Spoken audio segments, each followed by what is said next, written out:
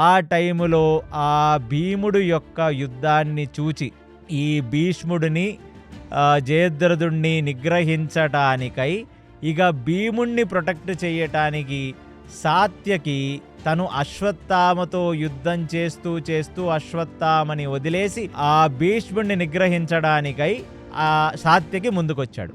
ఇక భీముడు ఎప్పుడైతే రథం మీద కూర్చున్నాడో సాత్యకి ఎలాగన్నా భీష్ముడిని నిగ్రహిద్దాం అనే ఒక ఆలోచనతో ఎన్నో వేల బాణాలను భీష్ముడి వైపుకు ప్రయోగిస్తూ ఒక విశేషమైన బాణాన్ని తీసి భీష్ముడు భయపడేటట్టుగా భీష్ముడి యొక్క కర్ణకుండలాన్ని, అంటే ఆయన యొక్క ఇయర్ రింగ్ వైపు ఆ బాణాన్ని వేస్తే ఆ భీష్ముడి యొక్క కర్ణానికి తగ్గించుకున్న ఆభరణం ఆ కర్ణకుండలం విరిగి కింద పడింది.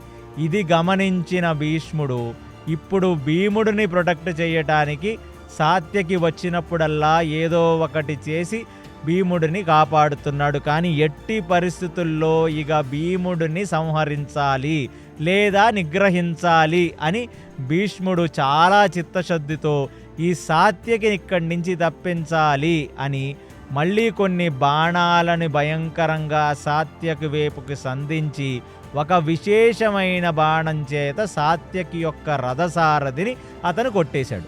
సాత్యకి రథసారథిని ఎప్పుడైతే భీష్ముడు కొట్టేశాడో సాత్యకి రథసారథి కళ్ళెం వదిలేసి కింద పడిపోయాడో ఆ గుర్రాలు కూడా భీకరమైన ఆవేశంతో మదించి ఆ యుద్ధరంగంలో పరిగెత్తుకుంటూ అక్కడ నుంచి భీష్ముడు ముందు నుంచి ఆ గుర్రాలు రథాన్ని తీసుకొని వెళ్ళిపోయాయి. ఇక మళ్ళీ ఇప్పుడు భీమసేనుడు భీష్ముడు అక్కడ ద్వంద్వ యుద్ధంలో మిగిలారు. సాత్యకి ప్రొటెక్ట్ చేయటానికి వచ్చిన వాడై తన యొక్క రథసారథి చనిపోవటంతో ఆ భీష్ముడు వైపు యుద్ధం చెయ్యలేక ఆ యుద్ధ రణరంగం నుంచి బయటికి వెళ్ళిపోయాడు. ఎప్పుడైతే ఇక సాత్యకి ఆ రణరంగం నుంచి బయటికి వెళ్ళిపోయాడో ఇక భీముడు లేచి తన రథం మీద ఇంకొక ధనస్సుని తీసుకొని భీష్ముడితో భీకర యుద్ధం చేయటం మొదలుపెట్టాడు. చాలా ప్రయత్నిస్తూ భీముడు యుద్ధం చేస్తూనే ఉన్నాడు. అయినా సరే భీష్ముడిని ఎవరూ నిగ్రహించలేరు.